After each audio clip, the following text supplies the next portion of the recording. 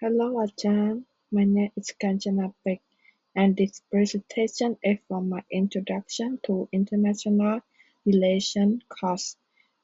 This presentation is about the China and Taiwan Strait conflict. First, I will begin with an overview. This presentation is divided into 8 sections. First, an introduction to China and the strategic geography of the Taiwan Strait. Second, China's political structure and economic foundation. Third, an overview of the sovereignty dispute. Fourth, the significance of the conflict from military, economic, and legal perspective. Five, key concepts necessary to frame the discussion. Six, a domestic analysis of China's political motivation. And seven, an international level perspective of the global response. Eight, conclusion and policy recommendation.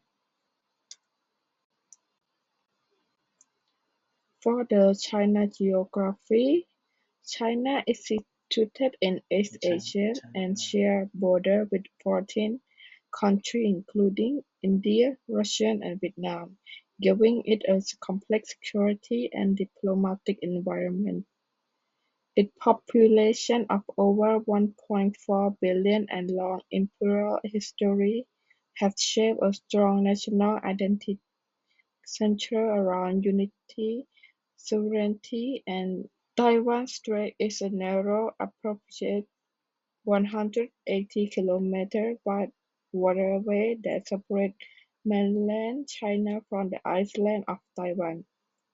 Although geographically small, the strait is one of the most contested and militarized zones in the world, and it also vital shipping route, making it economically and strategically crucial.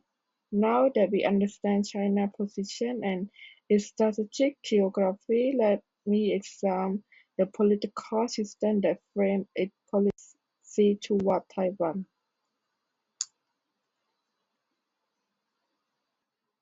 And for the China politics, China is a single-party authoritarian state governed by the China Communist Party, led by President Xi.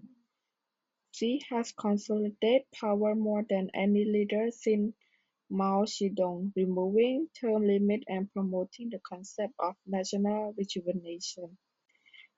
This rejuvenation including the goal of reunifying Taiwan with the mainland, and internationally the regime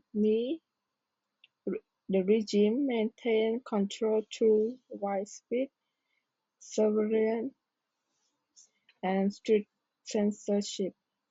Opposite voices are suppressed and the state controls information flow, reinforce nationalistic narrative about sovereignty and unification. With political rules, instability and control, China's rise also depends on its economic capacity. Let's now turn to that domain. For the economic, China is the world's second largest economy following only the United States. It has achieved rapid development through a hybrid system of state-led investment, export-driven growth, and technological modernization. Today, China is a global leader in areas such as artificial intelligence, e-commerce, and green technology. However, a significant remains its dependence on Taiwan for advanced. Taiwan produces over 90% of the world's most sophisticated microchips used in smartphones, fighter jets, satellites, and more. This dependency heightens China's strategic interest in Taiwan not only politically but economically. diplomatically. Within this content in mind, now can turn into core issues during this geopolitical crisis. And for the overview of the issues, China upholds the One China principle which asserts that there is only one China and that Taiwan is an inseparable part of it.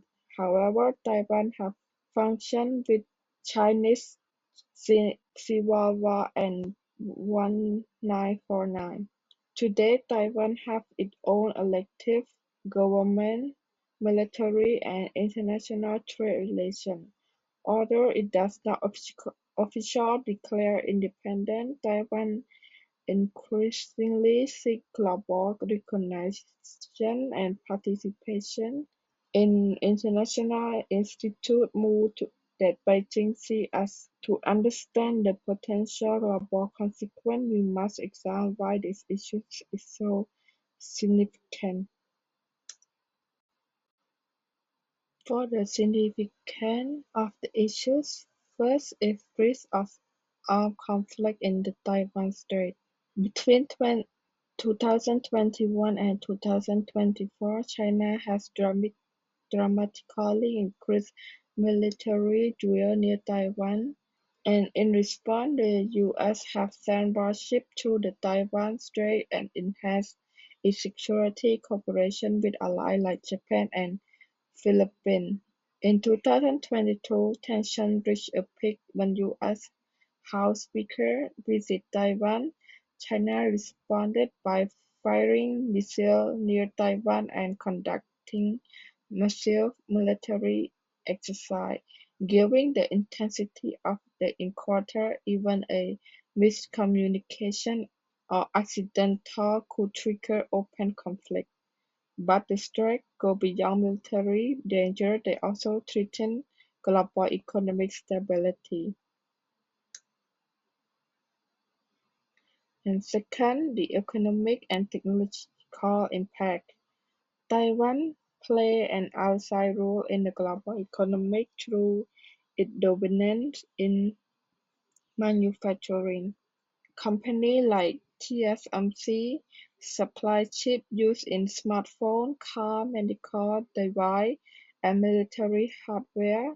A disruption, whether through war, cyber-attack, or blockade, would create chaos in the global supply chain, and this would particularly affect countries like US, Japan, South Korea, and members of the Europe. Plus, the conflict is not just about territory, it's about the control over the world technological backbone. Let us now turn to the legal and ethical aspect of the crisis.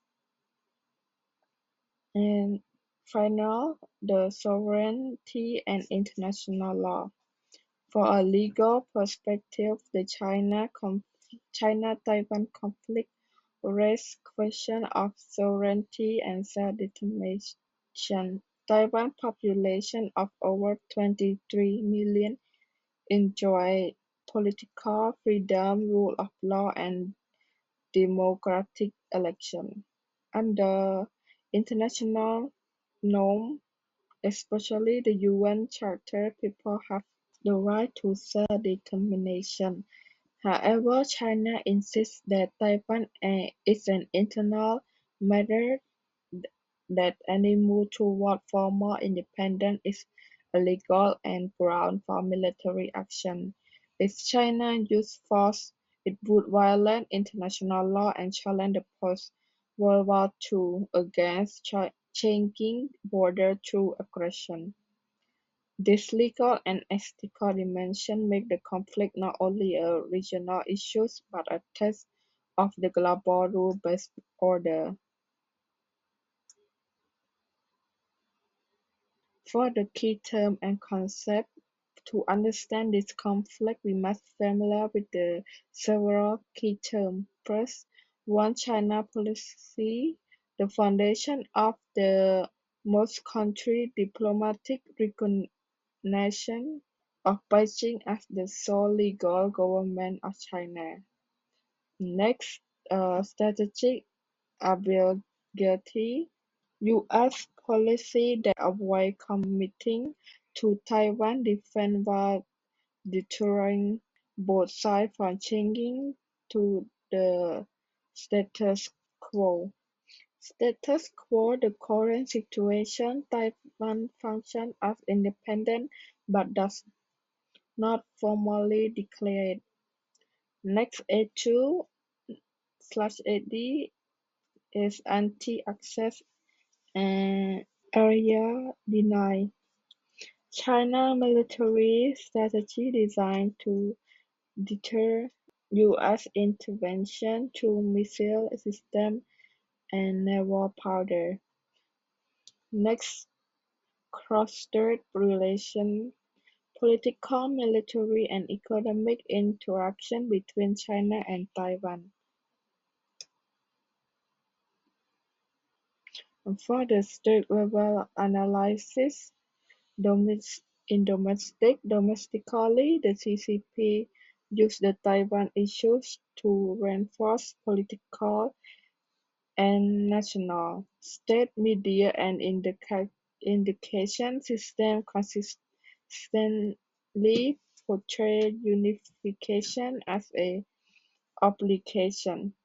In 2005, China passed the Anti-Secession Law, which permits military action if Taiwan declares independence. Xi Jinping, whose leadership is tied to a national pride and the China dream, cannot afford to appear weak on Taiwan. This domestic political means the leadership may feel pressure to act not purely based on external threat but internal expectation. And now let's broaden our lens to consider the international system. Internationally, the Taiwan conflict is central issue in the U.S.-China strategic rivalry. The United States maintains an official relation with Taiwan, support its military modernization, and include Taiwan in its Indo-Pacific strategy. Japan has declared that Taiwan's security is directly tied to the Japan's own national defense. Australia and the UK have also taken steps to prepare for a potential crisis, including expanded joint military exercises. And the European Union has reviewed its China policy and is calling for a unified response to support international law. Plus, the Taiwan issue is no longer; it is global in scope and significance. And final is about the conclusion and recommendation. In summary, the China and Taiwan Strait conflict combine unresolved historical dispute, technological interdependence, national identity, and great power competition. Its declaration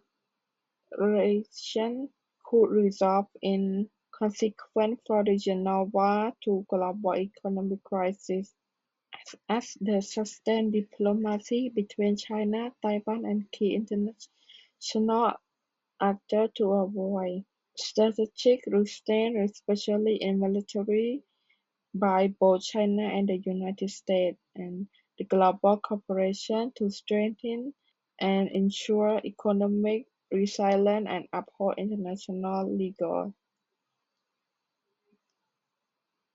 And this is my reference.